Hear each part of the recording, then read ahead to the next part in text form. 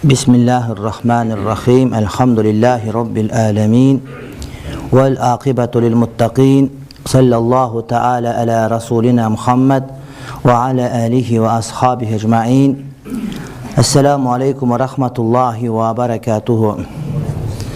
Hurmatly bir tuğandar, bugün bizdin sabak Mishkat, biroq men anın orduna başka bir leksiyany sunuş kılgan toğra görüp turam. Antkeni bul leksiyalardy başka jerde de auditoriyaga bere albaysın. Antkeni alar sabakka dayar emes bolgon je karapayım adamlar bolgon üçün adamlar mындай bir түшүнө албай калышы мүмкүн. Ошон үчүн ушул жердеги илимге келип жүргөн аудиторияга мен айтып, ошол аркылуу бүтүндөй биздин угуучулардын бардыгына пайда болсо дейм. Бул мазхаб түшүнүгү жана аны тутунуунун милдеттүүлүгү жөнүндө. Бул учурдан учур бизге өтө керек маселе. Мазхаб түшүнүгү, мазхаб деген эмне жана аны тутунуунун, мазхаб кармануунун милдеттүүлүгү туурасындагы баяндабайсак туура болот. Өлкөбүздөгү динге болгон эркиндик кээде аша чаап пайдаланылып жаткандыгы эч кимге жашыруун эмес. Бизде диний эркиндик бар, бирок ошол диний эркиндикти биз аша чаап пайдаланып жатабыз. Кээде жанагыдай баш ал десе башында калпаган ал десе башын кошуп алып, жанагыдай көзүмдөгү чылпаган ал десе көзүн кошуп коюп алгандыгыбыз бар. Динди карманып жатам деген жүйө менен туура эмес кылык жоруктарды аткарып, ал аркылуу жалпы исламга жана мусулмандарга терс таасирин тийгизип жаткандар пайда болууда. Жанагы кээ бир жамааттарыбыз, тентек жамаат деп койгондорубуз, бала чакасын карабай, таштабай коюп кетип калгандарыбыз, амирге таат кылбай койгондор, же болбосо башка бир мазхабты карманып алып бизге келип ызычуу кылып аткандардын бардыгы динди карманып жатам деген жүйө менен кылып атышат. Ошол нерсе бизге кайра тескери өзүнүн таасирин тийгизип коюуда. Динди туура кармануу, мазхаб тутунуу менен ишке ашуусунун мүмкүндүгүн тыкыр түшүнгөндө гана диний жааттагы ызычуулардын жана пикир келишпестердин алдын алууга болот. Мамлекеттеги дин жаатындагы ынтымак тынчтык бир гана мазхаб кармануу менен болот. Мына ошону адамдар туура түшүнүш керек.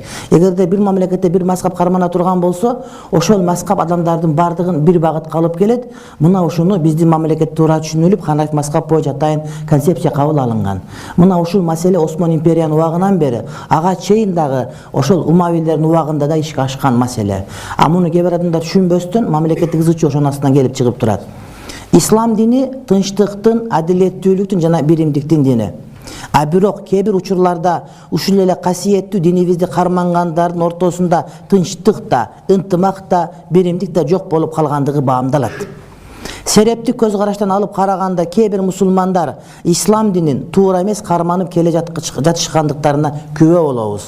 Мына ошол туура эмес кармануунун биринчи себеби туура эмес багытты карманууда турса, экинчи себеби туура багытты туура эмес кармоодо турат.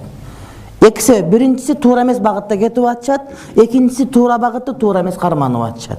Туура эмес багыт дегенибиз мазхаб карманбаган жолго түшүп алышкан. Биринчиси, экинчиси туура багыттагылар мазхаб карманышат, бирок ошол Ханафи мазхабты туура эмес карманышат. Ханафи мазхабтын өзүн жыргат окуп жиберген жери жок, бирок Ханафи мазхабынан деп коюп адамдар жөн эле басып жүргөндөр бар.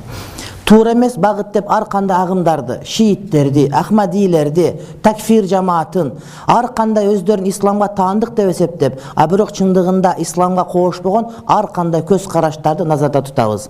Ал эми туура багыты деп ахли сүнна жолун карманган жалпы мусулмандарды айтабыз. Мына ошол туура багытты кээ бир учурларда туура эмес карманып, натыйжада туура эмес жыйынтыктар пайда болууда. Эң негизги мисал катары мазхабсыздык же мазхаб тутунбай коюуну айтар элем. Чындыгында 20-кылым менен 21-кылымдын айгашкан учурунда ислам үммөтүнүн башына келген эң оор проблемалардын орчундуусу мына ушул мазхабсыздык болуп калды. Эгерде ислам ааламын, ислам тарыхын карап көрсөк, 20-кылымдын этеги, 21-кылымдын башындагы ислам үммөтүнүн эң чоң проблема мазхаб карманбай коюу деген проблема келип чыкты. Эгерде биздеги уруш талаш, шейхтердин ортосундагы ызычуулар, алымдар ортосунда талаш тартыштар, карапайым элдердин жамаатка бөлүнүп кеткендердин баарын карасак бир эле ушул маселе мазхабсыздык, мазхаб карманбай коюу деген проблема негизинде кетип атат. Үммөттүн башына ар кандай келип турат, бирок мына ушул эң орчундуу проблема болуп турат. Бул туурасында ислам аалымдары бир канча китептерди жазышып, мазхаб тутунбай коюунун туура эмес экендигин, эң туура жол мазхаб тутунууда тургандыгын баса белгилеп кетишкен. Siriyalik үлкен алым Muhammed Said Ramazan Buti mazhabsizlik İslam şariatına korkunuş tuğdurgan en çoğun bid'at degen bağlı kitabın okurman tartılagan. Mazhabsizlik İslam şariatına korkunuş tuğdurgan en çoğun bid'at degen bağlı kitabın okurmanlar tartılagan. Kitap Özbek okurmanlarına Orta Aziya'nın murdağı muftiyi Muhammed Sadık Muhammed Yusuf tarafından kotorulup tartılangan. Oşonda öyle zamanda şalımımız Abdülfettah Al-Yafi'nin kalemine tanıdık Et-Temezhub. Mezhab tutunu degen kitap dağı bağlı kitap jarık gördü. Osman İmperiyasının akırkı naip muftiyi Muhammed Zahid Kavsari'nin mezhapsızlık dinsizliktin başatı. Mezhapsızlık dinsizliktin başatı attığı bağ jetkis ilimi makalası bu temada emgeklerden barağın duusu bolup sanalat. Sanay versek tizme bir gele uzun bolat. Bolgonu Kırgız tilinde жоқ bolup, Orus tilinde жоқ bolup kalıp, jaytılınbay kalsele adamlar buga göngül burbay koyganda öyle boş gerek. Mezhapsızlık dinsizliktin başatı. Dinsizlik alıp barış üçün birinci adam mezhaptan ajratış gerek, barıp durup dinden ajratıp koysoň bolat degen mani gelip çıgat. Öte oluptu mesele. Ezelden beri elimiz musulmançılıkты Hanafi mazhabı arkılуу karmap kelgen. Din tutunuudagy maksatı işke aşkan.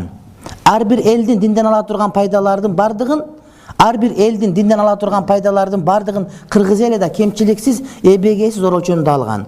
Akırkı wagtdagy mazhap tutunbay koyu, je başka toora emes mazhaptарды taňуулоо syakty iş-çaranda жүрүп жаткан wagtda murdatan karmanıp kelgen mazhabыбызды aldın korunga koyu, anın artıkçılıkların jana özgöçölüktörün üýrenip bilүү uçur talap bolup sanalat.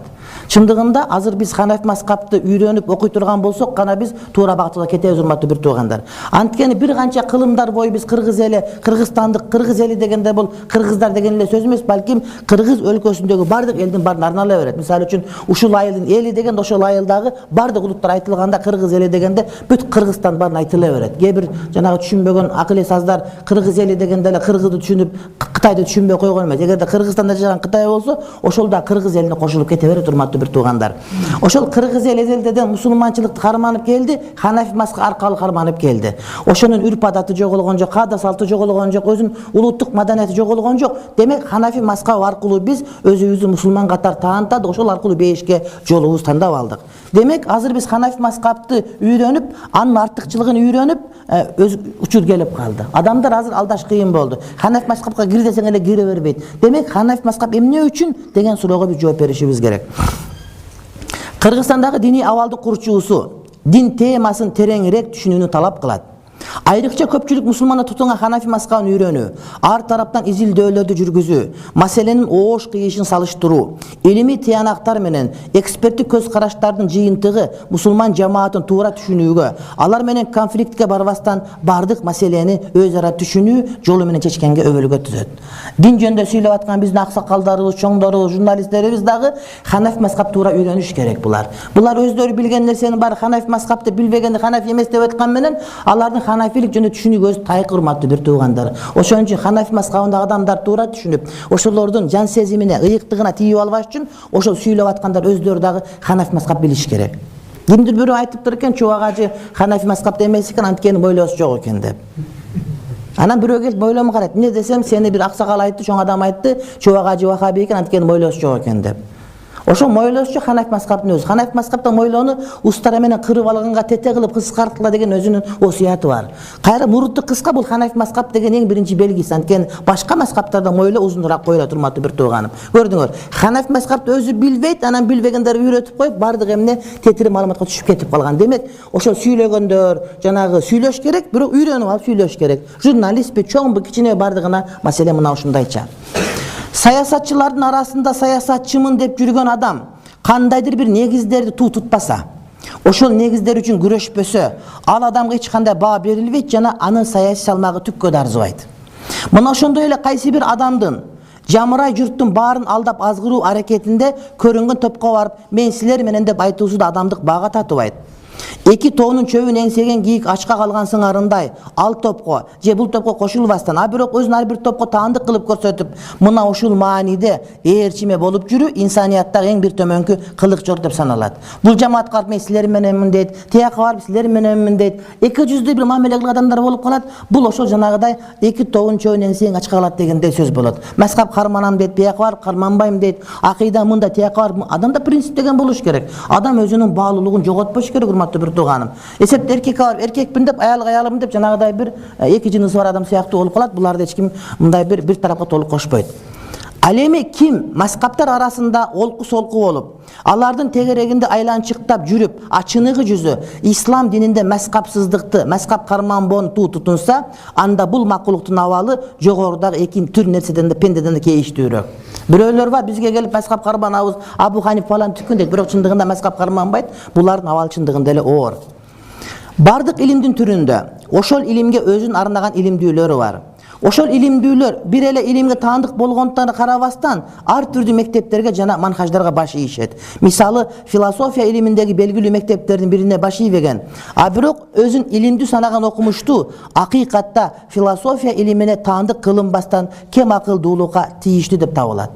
Философия мектебиндеги мектептердин бирин таандык болбостон өзүн эле философмун дей берсе, аны философтор буну бир келесөө катары эле көрүшөт. Жада калса араб тил илиминде да Куфалыктардын жана басралыктардын атактуу маскап мектептери бар. Илимдин таза булагынан каңгы чичүүнү каалагандар мына ошол мектептер менен маскаптардын этегин бекем карманса, эч убакта акмакчылык иштерди жасап жатат деп айтылынбайт. Грамматика илиминде куфалыктардын мектеби бар, араб тил грамматикасында, басралыктардыкы бар. Же бул школа аркылуу ошол араб тил илимине кире турматтуу бир туугандарым. Анан 3-чү жол тандап алдым десе, ага биз күлөбүз, бу кандай адам, мындай мектеп жок деп айтабыз. Түшүнүктүүбү? Араб тил илиминде ушундай школалар бар. Ислам укук таануусу аль-фикх аль-ислами илимине кылымдар бою ислам аалымдар тарабынан жасалган камкордук эч бир илим аттууга жасалган эмес. Пайгамбарыбыз алейхиссалам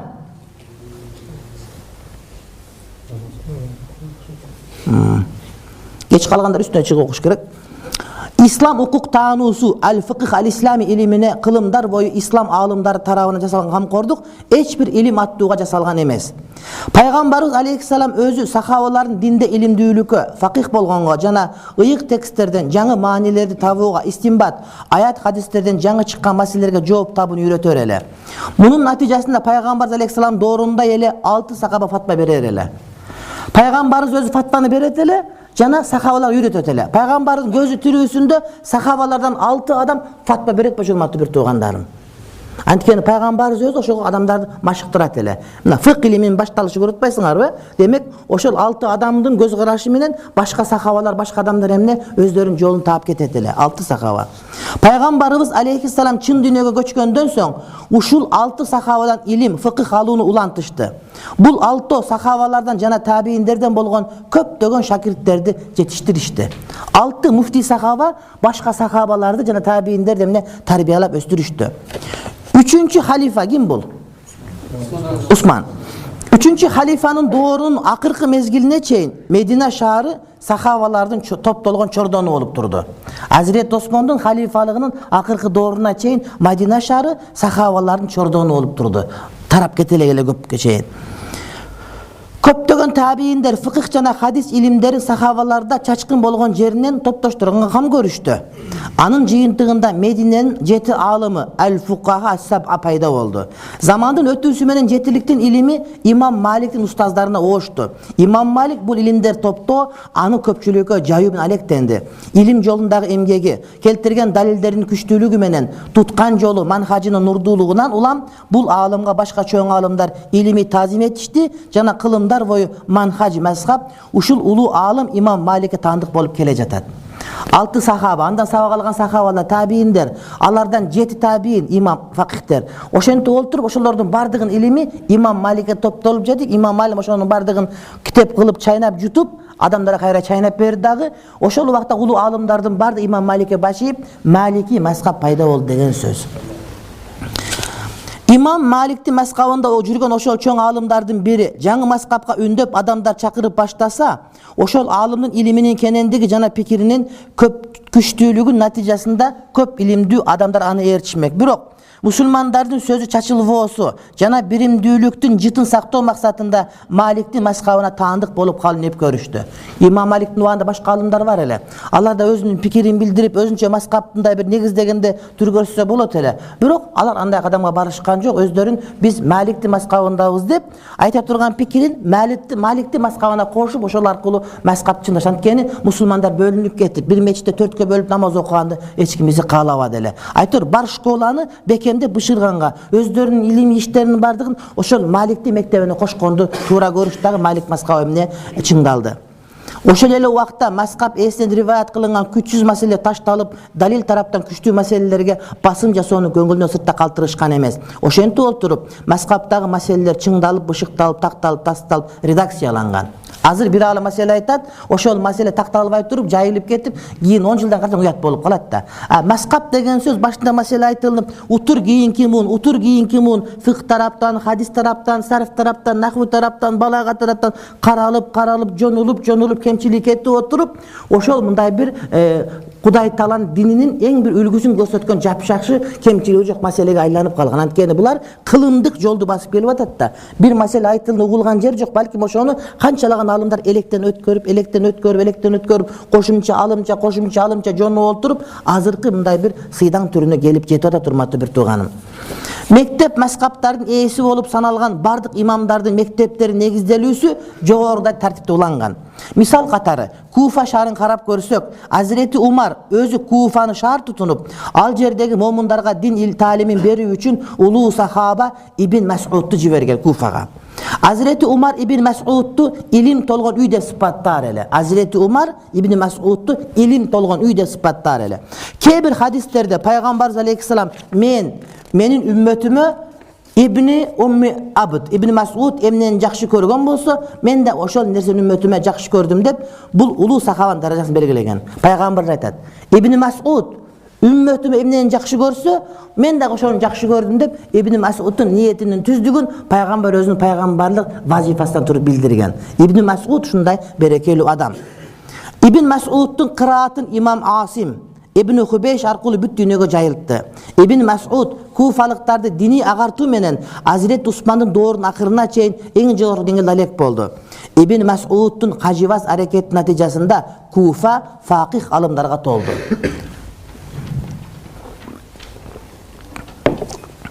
Алардын көптүгүн көрүп сүйүнгөн Азирет Али мындай деди: ушул шаарды, Куфаны, илимге толтурган Ибн Мас'удду Аллах Таала өз ырайымына алган болсун.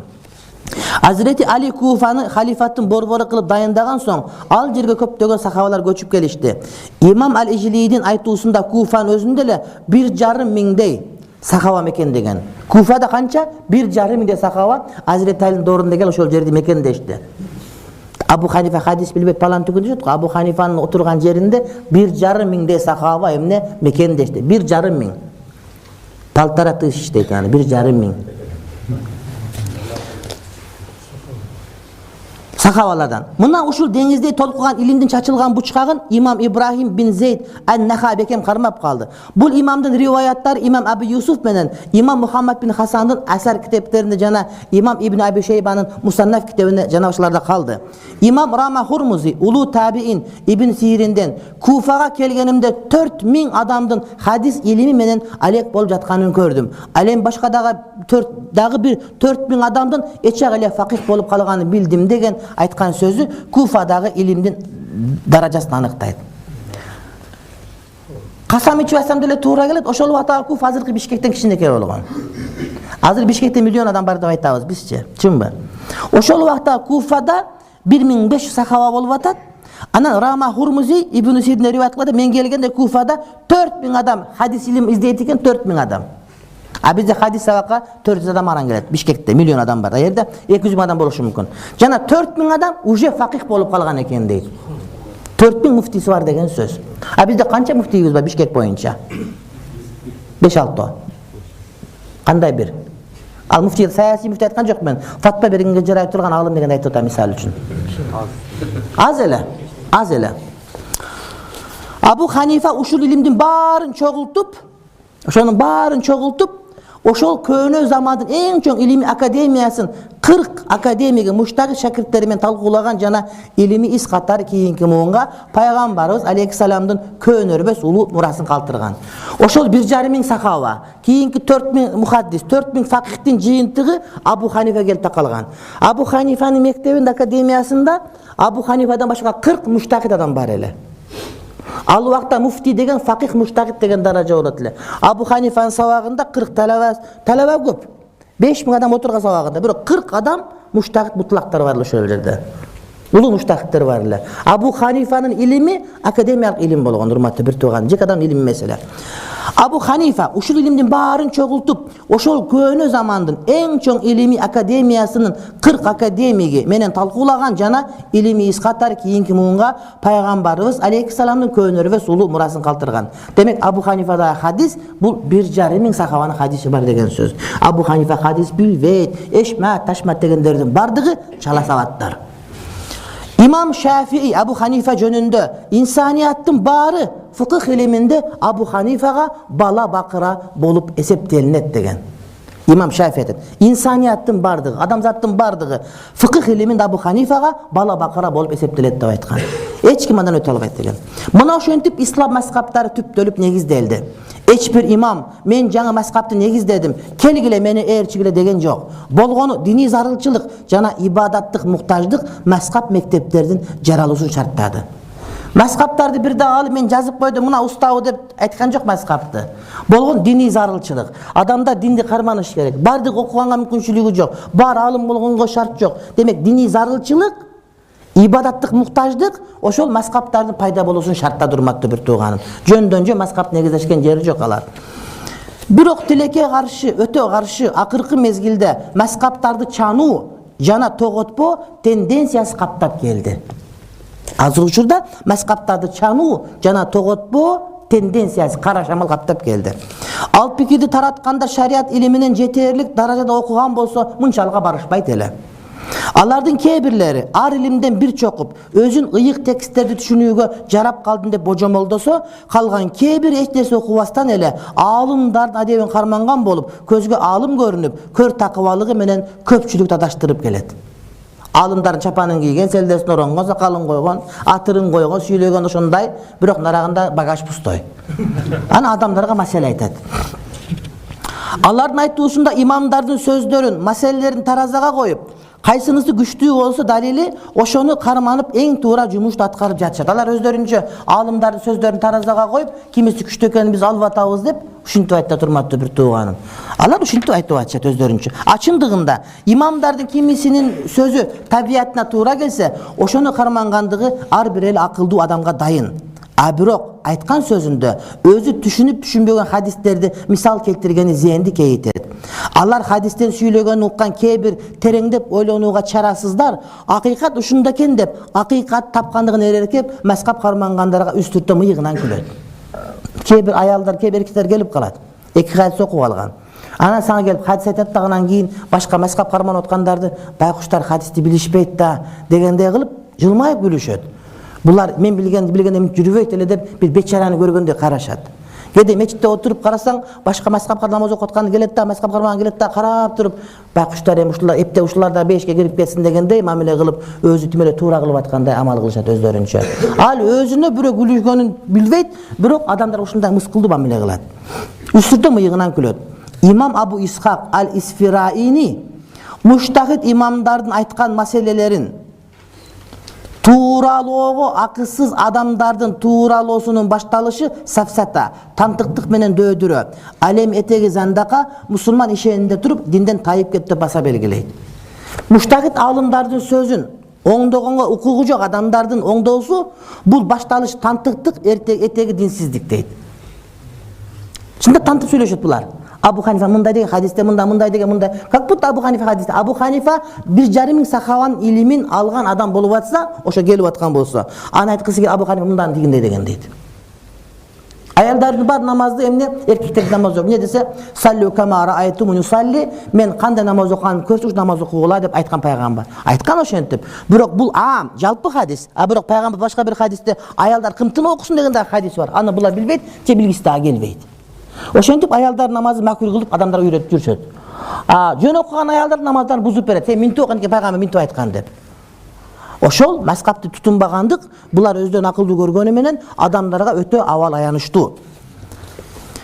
Себеби алар аларды акысыз туралагандар бул болот менен бул болбойт дайырласында сөз чубашат эмеспи? Кээде бул болот деп болбогон нерсени айтып алуусу бушканаштан бушулуу. Кээде карап отурсаң динден чыгара турган маселени сүйлөп коюшат. Кайсы имамды бардык айткан маселесинде ээрчүү, мойнундагы милдеттен кутулуу деген сөз. Мейли ошол имам туура айткан болсун, мейли ката айткан болсун. Себеби муштахид имам маселени туура айткан болсо, ага 2 сооп, ал эми ката айткан болсо 1 сооп берерлиги ый хадистерде өтө айтылган. Ээрчиген эле адам эмес, ошол ката айткан муштахид имамдын өзү да милдеттен кутулат. Милдеттен кутулбаганда Аллах Таалага 1 сооп бербес эле. Туура, муштахид алымдар адашпайт деп айтпай, адашып кетиши мүмкүн. Бирок ал инсан адашышы мүмкүн. Ал илимди айтууга укук алгандан кийин туура айтса 2 сооп, ката айтса 1 сооп берилет. Эгерде ката айтсаң күнөөкөр болосуң десең да эч айтпай коюшу мүмкүн маселени.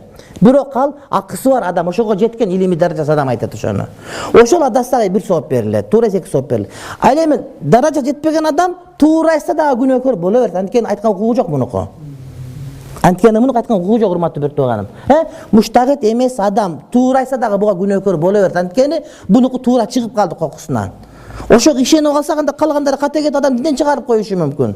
Ал эми муштахид адам ошол маселеде ката кеткен болсо дагы негизги усулда ката кетпейт. Ошон үчүн муштахид адам туура айтса 2 сооп, ката болсо 1 сооп деген сөз бар, урматтуу бир тууганым. Аны түшүнүшпөйт дагы, белки муштахид эместер да угуп эле адамдар мен жыргат бешке чыгып атам деп көчөгө жылаңа чыгып алгандар бар. Алар шерменде болуп аткан кишилер. Дин маселеси акыркы убакта өтө актуалдуу темалардын катарын толуктап келе жаткандыгы жашыруун эмес. Жеке эле мамлекеттердин эмес, бүтүндө инсанияттын башын ооруткан маселе катары каралууда. Азия, Европа, Америка бүт бардыгында азыр эң чоң дин маселеси проблемасы. Эң чоң маселе, ошон үчүн жасалма Даиш түзүп атат, жана ИГИЛ жасалма башканы түзүп атышат. Эптеп бир нерсе кылыш керек. Дин тема биринчи орунда турат.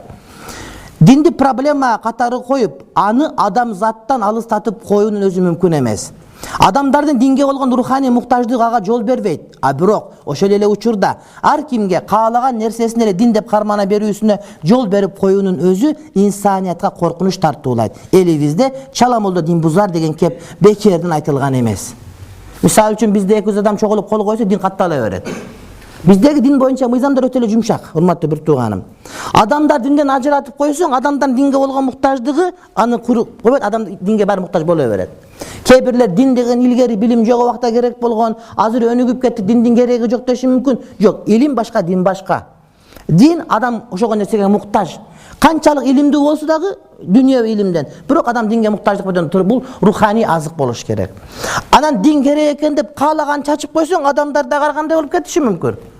Туура эмес динге кирип, ошондуктан динге эркиндик бериш керек, бирок кайсыл дин кандай экендигине дагы маани бериш керек. Эркиндикте бардыгына бирдей ачып койгон дагы болбойт, урматтуу бир тууганым. Муногу динди кармансаң болот, муногу дин эмес дей турган андай ушундай бир эмне багытта айтылыш керек сөзсүз түрдө. Ислам динин карманган мусулмандар кылымдар бою мазхаб карманып келишкен. Ошол сахабалардан кийинки доордон баштап, табииндердин доорунан баштап эле мазхаб карман адат болуп калган, урматтуу бир тууганым бизге. Ислам динин карманган мусулмандар кылымдар бою мазхаб кармап келишкен. Ар бир доордун аалымдары мазхаб кармалганда гана ислам динин туура жана так кармоого мүмкүнчүлүк тууларын айтып, жыйынтыгында мазхаб кармануунун милдеттүүлүгүн важип деп баяндашкан. Адам качан мазхаб карманганда динди туура кармана алат. Эгер мазхаб карманбай калса, динди тутунуусу проблемага айланат деп ар бир доодун аалымдары өз убагында баяндап келген. Бул өз учурунда исламдын булактары болгон Куран жана Сүннөткө ар ким каалаган эле оюн жабыштыра бербөөсүнө шарт түзгөн. Аят хадисти окуй ала тургандар окугандагы, ал эми окуй албай тургандар мазхаб карманып кеткен, урматтуу бир тууганы. Ошон үчүн ар убакта мазхаб кармануу эмне важип айтып келишкен.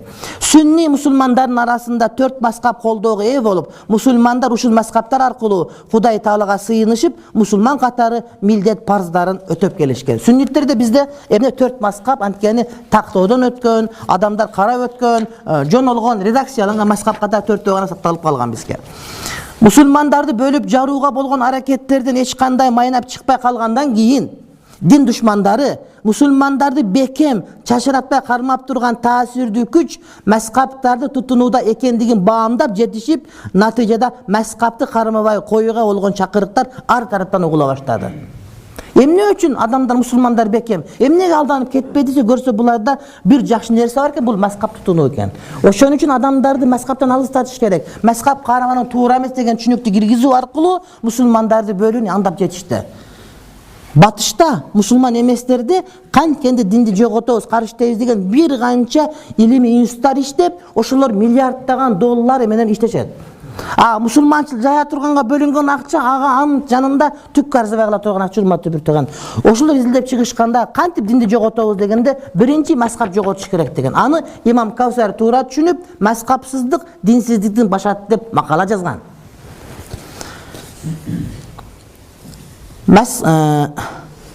Мусулмандарды бөлүп жарууга болгон аракеттердин эч кандай майнап чыкпай калгандан кийин дин душмандары мусулмандарды бекем чачырактай кармап турган таасирдүү күч мазхабтарды тутунууда экендигин баамдап жетишип, натыйжада мазхабты кармабай коюуга болгон чакырыктар ар тараптан угула баштады. Мусулманчылыктын аки-чүкүсүн жакшы андап биле албаган диндеги чала сабат аалымдар мазхабтарды кармабай коюунун өзү чыныгы ислам деп түшүндүрө башташты. Чыныгы ислам мазхабты карманбай койгондо турат деп ушинтип түшүндүрө башташты. Аттары доктор, кандидат болуп аткан болушу мүмкүн, бирок чыныгы эмне кабары жоктор, чыныгы ислам мазхабты карманбай коюуда турат деп түшүндүрүп айтты. Ал эмес кээ бир мамлекеттер ушуну өздөрүнө уран катары кармап, ошону сиңдирип атан ислам университеттерди урматтуу бир туугандар ачышты. Мазхаб карманууну терроризм, экстремизм, радикализм деп байма-бай айтылып жаткан маселелерден туура чыгып кетүүнүн жолу катар кармагандыгыбыз эп. Терроризм дегенден, экстремизм дегенден, радикализм дегенден чыгуунун бир гана жолу урматтуу бир тууган, ошол мазхабты карманууда турат. Ошондой эле жарандарды ар кандай туура эмес агымдарга кирип кетүүдөн сактоого, алардын ортосундагы пикири, талаш тартыштардын алдын алууга жана коомдогу чыныгы такыба момун мусулмандардын пайда болуусуна себеп болот. Адамды кантип сактап калабыз? Кантип башка агымдарга киргизип сактап калабыз? Кантип игилге окшогонго киргизбейбиз десек, бул дагы мазхаб кармануу менен гана болот. Бир чындык айтып берейин. Молдо Саур Дамылабыз бар, баарыбыз билебиз, улуу адам. Ошол киши ирандтар менен көпчүлүк иштешти. Расул Акрам деп. Ана Мунтасир деген бир салафи тууганы жүргөн ошол жерде. Айтат, башында Молдо Саур мазхабты бекем карманат деп жакшы көрчү эмес элем дейт. Бирок кийин өтө урматтап калды, мага айтты ошонучу. Мен неге десем айтат, эгерде Молдо Саур мазхабты бекем карманбаганда, ошол шииттерге таасиринип кирип кетет эле. Муну шиялардын таасиринен ошол мазхаб кармангандыгы сактап калды деп ушуну айтты мага. Болбосо мазхаб карманбаш керек деген имамы ошентип айтты дагы, мен мазхаб кармангандыгын пайдасын Молдо Саурдан көрдүм деди. Канчалаган акча дүйнө менен келди, Молдо Саур аларды карап отуруп, качан мазхабка каршы келген жерден Кыргызстандан кууп чыкты бардыгын, ошентип биз шииттерден сакталып калдык. Эң чоң аалымыбыз шиит болуп кетиши мүмкүн эле. Бирок мазхабты бекем кармануусу аны сактап калды. Ушинтип мен ушу эки кулагым менен уктум, урматтуу бир тууганым. Бул ошо мазхаб карманба дегендердин чоң аалымы ошентип боюнга алып айтып атат. Ханафи мазхабы сүнни төрт мазхабтын ичиндеги эң эле кеңири таралган жана кармангандардын саны боюнча эң чоң мазхаб. Кыргызстан мусулмандары үчүн эң эле мааниге болгон жагдай Ханафи мазхабына жалпы түрк элдеринин, анын ичинде кыргыз элинин да маданияты, үрп-адаты жана менталитети жуурулушкан. Ханафи мазхабынын ичинде кыргызчылыктын дагы жыты бар, өзбекчиликтин дагы жыты бар. Анткени кыргыз алымдары кыргызча үрп-адаттарды киргизишкен ошол жерге, түрк алымдары түркчөнү киргизген, өзбек алым ошентип. Анткени ар бир элдин өзүндө суроо түшкөн, ошого жооп бергенде, ошол Ханафи мазхабына жооп берген себептен айтылган маселе Ханафи мазхаб кошулуп кете берет, урматтуу бир тууганым. Жаңы маселе чыгып атпайбы? Демек, ошол жерде үрп-адат ошолордун барды ошого сиңет деген маани. Ошон үчүн түрк элдеринин ар биринин ошол жерде өзүнүн краскасы жуурулушкан. Кыргызстан мусулмандары үчүн эң эле мааниге болгон жагдай Ханафи мазхабына жалпы түрк элдеринин, анын ичинде кыргыз элинде маданият, үрп-адат жана менталитет жуурулушкан. Эзелтеден кыргыз эли башка түрк тайпалары сыяктуу эле Ханафи мазхабын тутунуп, ал эл эмес, Орто Азияда хандыктардын жана эмирликтердин бардыгы Ханафи мазхабы иш жүргүзүп келишкен. Кокон хандыгы, Хорезм хандыгы, ушулардын бардыгы Ханафи мазхабын иш жүргүзгөн. Натыйжада кыргыз элинен чыккан зыялылар өздөрүнүн фатвасы жана чыгарган шари өкүмдөрү менен Ханафи мазхабын байытууга салым кошушкан. Бүгүнкү Кыргызстандагы диний кырдаал өлкөбүздө Ханафи мазхабын карманууну, аны өстүрүүнү, ал жөнүндө тереңирээк билүүнү шарттайт. Молдо Кылыч же Калыгул Байуулу ушулардын эмгектерин карап көрсөңөр, Bular azыр биздикилер түшүнбөй эле санат деп атат го. Булар деген жок. Мисалы үчүн жанагы Калыгул Байулунун кыямат боюнча айткан сөздөрүнүн бардыгы бул ашрату саа. Акыйда илими боюнча үлкөн алым экенинен кабар берет. Кыяматта кандай абал келет, башка келет. Такыясын колго алып кыз жигитти кубалар, кыяматтын белгиси, атасынан баласы тапан чыгар, дагы бир нерсе бардыгы кыяматтын белгилери урматтуу бир тууганым. Ошону илимди терең окугандыгынан ошону калтырып кетип аткан. Тоголок молдон зилзаласын окусаң кыяматтын белгилери, жагы ошого окшогон башка нерселер жеңи жок тукун. Демек биздикилер ошону жакшы дин окугандан кийин ошолор изилдеп чыкса, өзүбүздүн тилдеги, өзүбүздүн адабиятыбыз менен диний адабияттар жазылгандыгын кадимкидей эмне жарыкка чыгарып баамдайлат. Болгону тилчилерибиз динди билбейт, динди билген, тилди билбейт, ошону толтуруп эне эки жакта тегеренип жүрүп калышты. Мусулман илимдүүлөрү иштихат ээси эмес болгон адамдардын фар'ий, фикхий маселелерде маскап тутунуп таклид кылуусуна ижма бекитишкен. Алым эмес адамдар, муштакит эмес адамдар маскап кармануусунун милдеттүүлүгүнө ижма бар. Куран, сүннөт, кыяс, ижма деген 4 далил бар го. Буга урмат ижма бар. Маскап карманбаш керек дегенде ижмага каршы чыгып атышат. Ижма бар. Муштахид мусулман илимдүүлөрү иштихат ээси эмес болгон адамдардын фар'ий, фикхий маселелерде маскап тутунуп таклид кылуусуна ижма бекитишкен. Му'тазила агымынын жактоочулар бул маселеде жалпы ислам аалымдары менен бир пикирде болушкан эмес. Маскап карманбаш керек деген ошол убакта Му'тазила агымынын тарапташтары болгон. Азыркылар демек ошол маскап карманбасын дегенде Му'тазилалар эмне жээндер эсептелет. Демек азыркы маскапты кармануун четке кагып жаткан тайпаларды ислам тарыхында эң коркунучтуу фиркалар, агымдардын бири болгон Му'тазилилердин пикирлештери десек туура айткан болобуз. Бир убакта маскап карманбаш керек деген шииттердин дагы жаман болгон Му'тазила агымы болгон, ошолордун пикири болгон. Көрдүңөрбү? Ошолор анткени булар исламды өлгүсү бузгусу келишкен, урматтуу бир туугандар. Таклиттин жана маскап кармануунун шариаттуулугун баса белгилеген уламалардын сөздөрүн жана аталган маселедеги ижманын даректүүлүгүн баяндаган кээ бир шилтемелерге орун берет. Айткан сөзгө кур болбош үчүн силерге биз далил айтып биринчи. Ханафи мазхабынын аалымдардын алкагында Ибн Амир Хадж Ат-Такрир ва Тахбир китебинде 3-том 459 айтат: Жумхур аалымдарынын пикиринде муштахид мутлак эмес болгон адамга, ал адам фикхтын кээ бир баптарында муштахиддик даражага жетип калган болсо деле таклид кылуу лазим болот. Мына ушул айныгы акыйкат дейт. Муштахид мутлак боло элек. Кээ бир маселеде муштахид болуп калган алым, бирок бардык маселеде муштахид эмес болсо, буга маскап кармануу, таклид кылуу важип экендигине эмне ижма бар дейт. Таклид кылуу лазим болот деп атат. Далилибиз Аллах Тааланын билбесеңер билим ээлеринен билген илим ээлеринен сурал деген аяты. Анткени эч нерсе билбеген адам деле кээ бир маселени билип калганын биле албаганы деле жалпы жонунан билбеген маселелеринде билбегендердин катарын толуктайт. Билбегендин мойнундагы милдет билбегенин билгендерден суроо, ошондо Алланын аятына амал кылган болот. Ошондой эле фатва суроочулар кылымдар бою фатва берген муфтийлерден далилдерин сурабастан берген фатваларды эч кандай каршылыксыз амал кылып келе жатышкандыгынын кеңири жайылуусу муштахид аалымга таклид кылууга болгон ижма сукутидин бекилгендигинин белгиси. Айтат: илгертен бери муфтийден фатва сураганда далили кандай деп сурабастан туруп эле ошого итаат кылып баш ийип келаткандагысы эч кимден каршы чыкпай ошол ижма сукутиден кабар берет дейт. Ижма экиге бөлүнөт. Ижма каули, ижма сукути. Ижма каули дегени ошол доордогу бардык аалымдар чогулуп бир ооздон ушунун фатвасы туура деп кол көтөрүшсө, анда ижма каули сөз менен ижма болгон болот. А бирок бир аалым сүйлөп туруп, ошол сүйлөгөн сөзгө эч ким каршылык көрсөтпөсө, демек бакылдыктын белгиси. Анткени маселе ката болуп калса аалымдар айтууга милдеттүү. Азыр мен мисалы үчүн эң чоң аалымыбыз Абдушукур Ажы ката айтса бир маселени, же Молда Сабыр ката айтса, же муфти Максат ката айткан болсо, анда мен бул муфти экен, аалым экен, дамыл экен дебестен айтуу мага милдет болот, урматтуу бир тууганым. Ошол сыяктуу ошол убактагыларга дагы ун чыкпаган болсо, демек ошого кошулган болот. Биз дамылдардын бир маселесин угуп туруп, ага пикирди билдирбей айткан болсок, демек ошол маселени колдоп аткан. Ижма сукути бул ун чыкпай колдоп коюу деген. Демек маскап карманууга аалымдар ижма сукути ун чыкпай бардыгы колдоп берген дейт. Валиулла Дехлеви Худжатуллахил Балига китебинде 1-том 123-бетте айтат: редакцияланган, түптөлгөн 4 маскапты карманууга ислам үммөтү же үммөттүн арасынан сөз этибарга алынган алына турган кашкөйлөрү ижма бекиткен. Dehlevetet icma bekitken deydi. Mezhep karmanuda echkimge jaşıruun bolboğan iyigilikler menen jakşılıklar masalih turat. Alem İbn Hazm'dan taklit aram. Peygamberimiz Aleyhisselam'dan başka bir adamın sözü karmanuğa bolvet degen sözü hiçbir etibar dalilge tayanbaydı. İbn Hazm'dan söz var, mezhep karman baş gerek degen al sözün özünün dalili yok deydi. Ekinci, Maliki mezhebinin alımların alkağında. İmam Al-Hattab Mavahibul Celil kitabında 1. tom 130. bette aytat.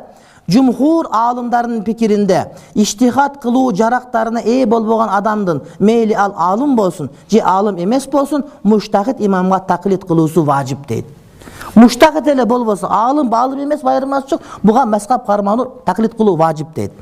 Şeyh Uleyş Fathul Aliyil Malik kitabında 1. tom 90. bette aytat. Ahl-i sünne alımlarının icması iştihat eysi bolboğan adamdın taklit kılıusunun vaciptigine bekitilgen deydi. Bu hakikat kengiri taralgandыкtan dindegi zarılçılık menen biline turgan elementardık mesele katары belgilülük uzandı deydi. Mezhep karmanı vacip ekendigi elementardık meselelerin katarına koşulup kaldı. Bu bardığı bilet. Gün ıssık, su muzdak, su suyuk degen siyaktı öyle malumat bolgonda mezhep karmanının mildettülügü elementardık negizi meselelerin katarını toluktap kaldı dep emne Şeyh Uleyş üçüncü aytı atat Maliki mezhepta. Üçüncü Şafii mezhebinin alımların alkağında. İmam Gazali El-Mustasfa degen kitabında 1. tom 372. bette aytat. İlim jaatında karapayım alım emes adamga fatva suro jana alımdарды erçü mildetti bolot dep aytып atat. Ошондо İmam Gazali Kadariya tayfasına жооп берип жатып буларды айтат. Mezhep karmanunun şariattуулугуна sahavalar icması var deydi. Kara. Mezhep karmanunun şariattуулугуна sahavalar icması var deydi. Antkeni sahavalar karapayım adamların sorularına жооп kılıp fatva berişer ele de alarda iştihat darajasına jetүүгө buyuruşpayt ele. Bul joruk sahavaların alımlarından da karapayımlarından da mutavatir jol menen belgilүү jana dinibizde zarılçılık menen biline turgan elementardık mesele deydi. Sahavalardan fatva suraşkanda жооп беришет эле.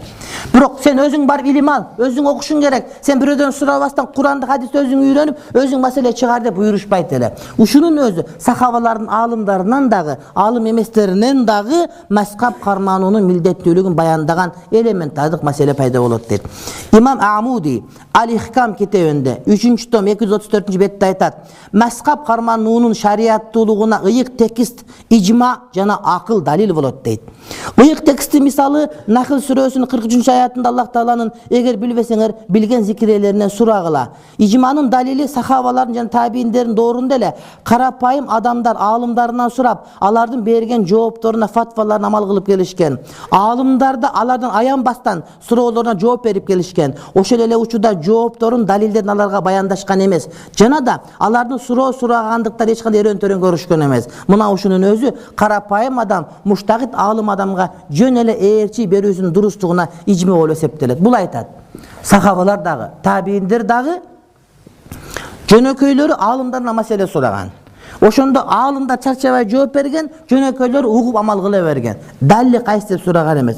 Muştahit boluu, mezhep karmanı taklit kılуу degen söz, oşol meselenin dalilin surabastan turup aga eğerçүү degen söz bolot. Demek sahavalardan jana tabiinlerden uşul iştin bolgon hiç kanday inkar bolbogondugu oşol işke tabiinlerden sahavalardan icma var ekendigin emne kabar beret. 4.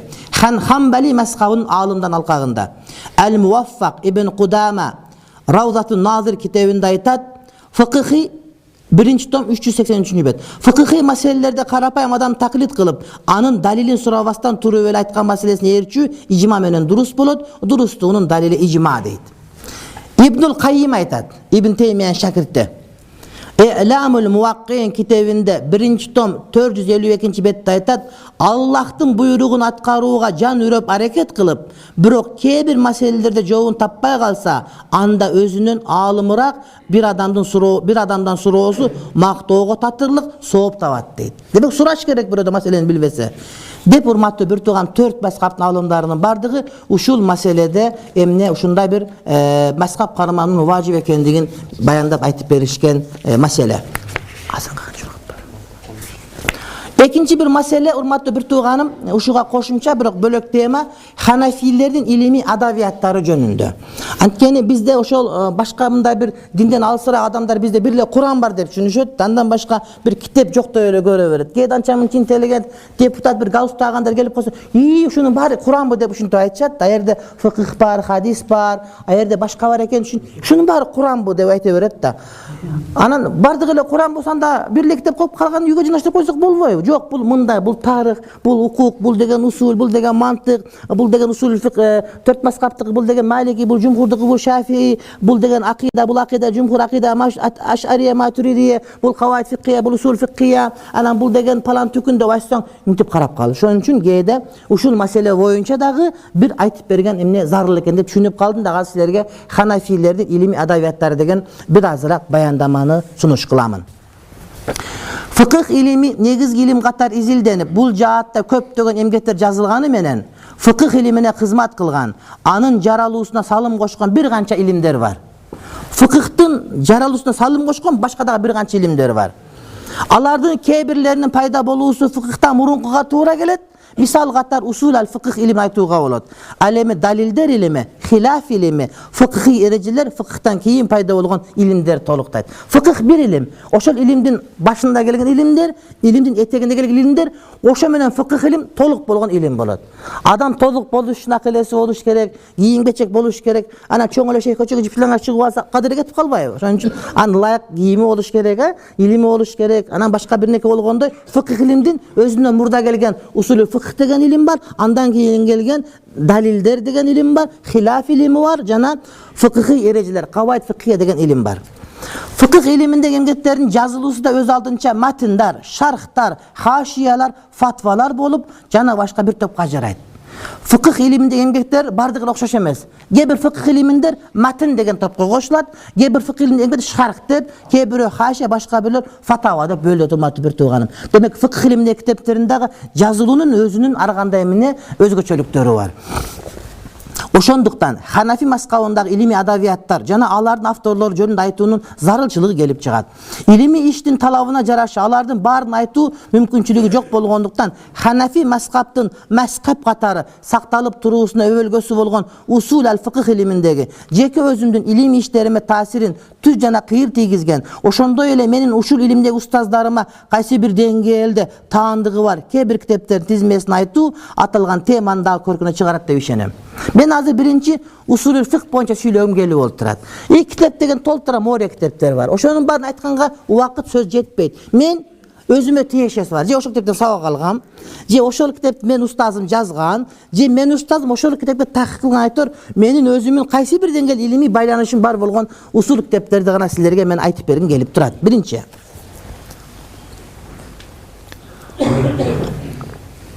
Убайдулла бин ал-Хусейн бин Даллал бин Далхам Абул Хасан ал-Кархи. Бул 340 хижри жылы өлгөн. Милади жыл эсеп боюнча азыр канча? 2017 го. Бул 952 жылы өлгөн адам бул киши. 952 жылы өлгөн. Багдадта ханафилердин илимий жетекчилиги ушул инсанга келип такалган. Масаилдердеги муштагид даражасына ээ деп саналат. Алем аль-Фаваидул Бахиян автору аны мазхабтагы муштагид катары эсептейт. Бир канча китептердин автору. Бизге жетип келген жападан жалгыз эмгеги ханафилердин усулун баяндаган чакан эмгек. Тагыраагы фикхи эрежелерге жакыныраак теманы камтыган. Уммал-Кура университетинин профессору доктор Хусейн, бул мен окуган университет. Халаф аль-Джаббури имам аль-Кархидин ар кайсы илимий булактарда айтылган пикирлерин жыйнап, анын далилдери менен баяндап, Ал-Аквалул Усулияту лил-имами Абул Хасан ал-Кархи аттуу наам менен Макка шаарындагы Ас-Сафа басма үйүндө 1989 милади жылы жарыкка чыгарган.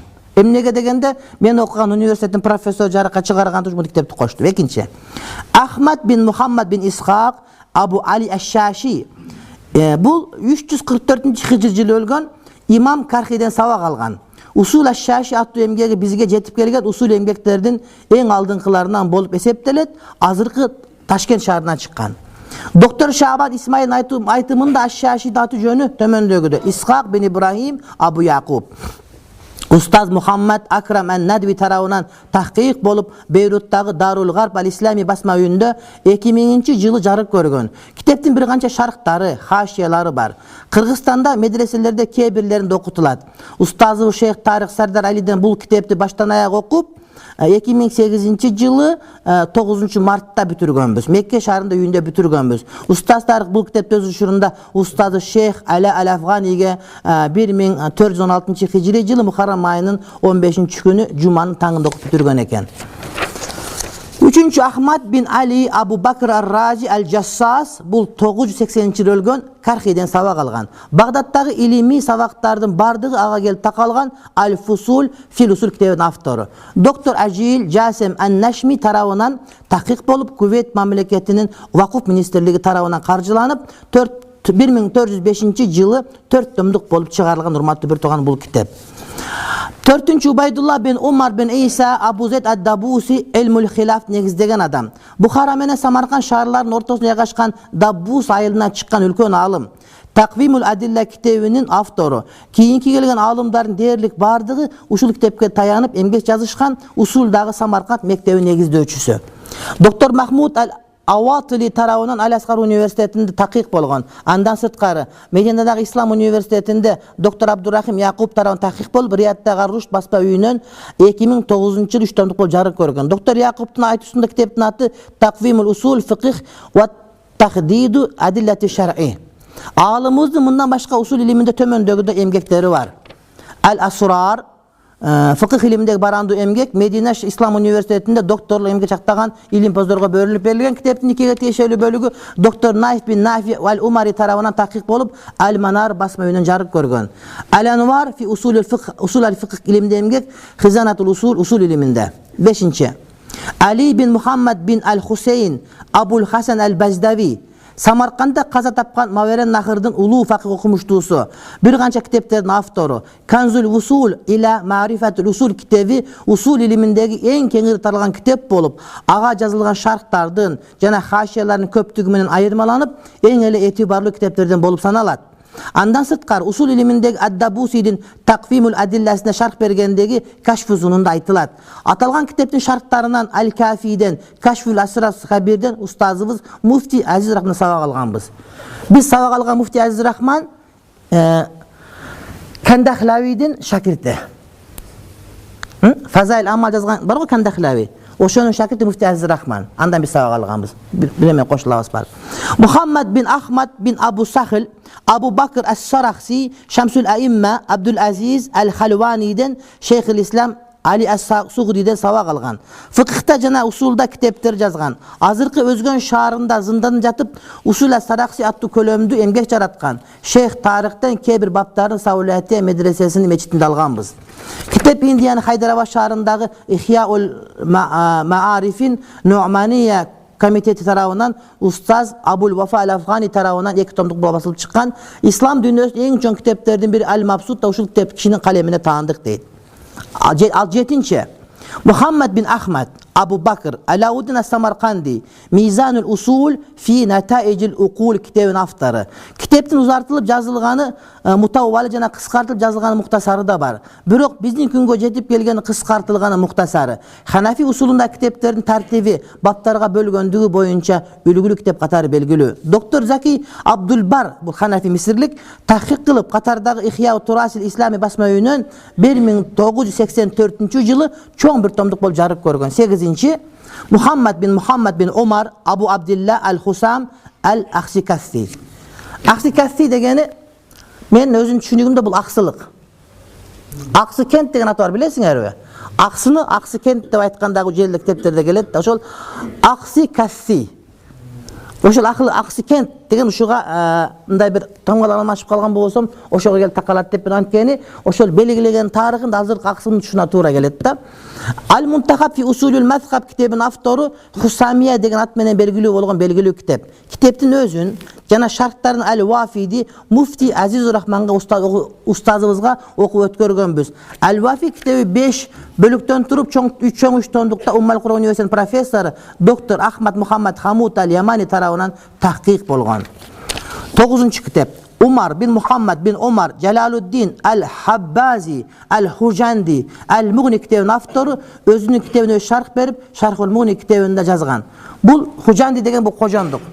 Kojond деген шаар бар эмеспи? Ошо илгери бир кыргыз батыр болгон Кожон батыр деп. Ошол жерден болгон атына коюлган Кожон деп. Ана ошо Кожонд болуп калган. Ошо Кожондук батырдын ошо шаарына коюлган эмгек Ал-Мугни китеби. Доктор Мухаммад Мазхар Бака Уммал Кура университетинин профессору Al-Mughni kitabını tahqiq kılıp bir tomdukta 2001 yılı Ummul Qura Üniversiteti'nin İlmi İzilдөler İnstitutunda jarık görgön. Usul-i Saraksi menen Usul-i Bazdavi'nin jıyıntı katarı qaralgan jеңил жазылы игілікті kitap. Doktor Muhammed Mazhar Baka atalgan kitapın şarhı Şarhul Mughni kitabını tahqiq kılıp 2005 yılı Mekke'deki Makkiye basma önü 2 tomduk jarık görgön. Şarhul Mughni'ni Hazreti Mufti Azizurrahman Ustadı'da sabaga ötkörgön biz. Azam boldu. Azır aytkıla ulan tağız. Azele kaldı özgür canım. Kalvant koyuyoruz. Andan keyinki 10. kitap Ahmad bin Ali bin Taglib Eş-Şami İbn Sa'ati Badi'un Nizamil Cemi' Badi'un Nizamil Cemi' Beyne Usulil Bazdavi ve İhkam kitabının avtoru. Doktor Saad bin Garir Es-Silmi Ummul Qura Üniversiteti'nin profesör tarafından tahqiq bolup 1997 yılı Ummul Qura Üniversiteti İlmi İzilдөler İnstitutunda 2 tomduk bolup jarık görgön. Bu kişi bizi sağıp bergen usuldan. 11. Abdullah bin Ahmad bin Mahmud Abul Barakat Hafizuddin el-Nesefi el-Manar Manarul Anvar kitabının avtoru. Özünün kitabını şarh berip Kaşful Asrarda atagan. El-Manar kitabı öte köp jolu basılgan. Köpünçө şartları menen birge basılıp jüröt. Usul el-Bazdavi'nin muhtasarı katары karalat. Alemi Kaşful Asrar kitabı 2 tomduk bol bir neçe jolu basılgan. Osman imperiyasının ubagında Amiriya basma öýünde 2 tomduk bolup jarık görgön. Hanafi usulunun uşul ele namdagı başka kitap bar bolgondugu üçin bul kitap Kaşful Asrar Sagir, kiçine Kaşful Asrar at menen belgilүү. Al-Manardın şartlarının eň ele köpü bolgan Şeyh Ahmad Mulla Jibun bin Abu Said As-Siddiqi'nin kalemine tanıdık Nurul Anvar kitabından Şeyh Tarik'ten jana kebir bapların Şeyh Halid Ayyubi Diyuban'dan ders alganbız. Kitap Kırgızstan'ın medresesinde okutulup kelet. 12-si Abdülaziz bin Ahmad bin Muhammed Alauddin el-Bukhari Kaşful Asrar an Usulül Bazdavi atı kitabının avtoru deydi. Bu kişinin kitabı, hurmatlı bir tuğanım, Hanafilerin usul kitaplarının şartlarının içinden en kölömdüsü jana en ataktusu. Kitap Doktor Al-Mu'tasim Billahi Bagdadi'nin tahqiq kılıusunda 4 tomduk bolup jarık görgön. Hanafi usulunda uşul ele namdagı başka kitap bar bolgondugu üçin bu kitap Kaşful Asrar kabir ülkön Kaşful Asrar dat menen belgilүү bolgon. Kitaptın teң jarına çeyin Mufti Azizurrahman'dan sabak algan. 13-sü Ubaydullah Sadru Şeriati Al-Asghar ibn Mas'ud bin Taci Şeriati Mahmud bin Sadru Şeria Al-Akbar Ahmad Al-Mahbubi. Elim talap kılıçılan arasında Sadru Şeria degen nam menen belgilүү bolgon tegi sahaba Ubada bin Samit radıyallahu anhu takalat. Alımın at-Tanqih attı usuldagı matin kitabı var. Bazdavi Hanafi'din, Ar-Razi Şafii'din, İbnül Hacib Maliki'din kitaplarının negizinde жазган. Uşul ele kitabın at-Tawzih fi hilli gavamid at-Tanqih attı nam menen şarh bergen. Hanafi usulun izildegen okumuştu bu kitapты paydalanbay koya albayt. Kitapka ulu alım Saadat Taftazani'din at-Talvih degen namdagı haşiye жазган. Atalgan 3 kitap bir mukavan içinde Kazan şahrında 1883 yılı imparatorluk basmakanda basılgan. Kitapты Pakistan'da basmakanda suretke tartып jolu menen bir kança jol basıp çıkarışkan. Alem tüp nuskasını 2014 yılı Batken oblusu Kadamjay rayon 3 Qorgon ayılına cuma namazga jerilikti imam Mamurcan Dambıldan çakıruusu menen barganımda oşol жерден taptım. Kitap 698 betten turup abdan jakşı saktalgan dep uşul yerге toktop kaldım. Hurmatly bir tuğandar, aytor bizdin usul kitaplarыбыз bir kança köp. Bul usul ele kitaplar, oşolordun kээ biri eger ayta öğret turgan bolsok gün batıp taң atıp dagы gün bat dagы taң atıp ketiş ıhtimalı var. Mun oşol janagı bardyk ele Kur'an dep atkandarga tuğandarım Kur'andan çıkan kitaptın türü köp dep ayta turgan жооп katары kabul alsaňar toora bolat.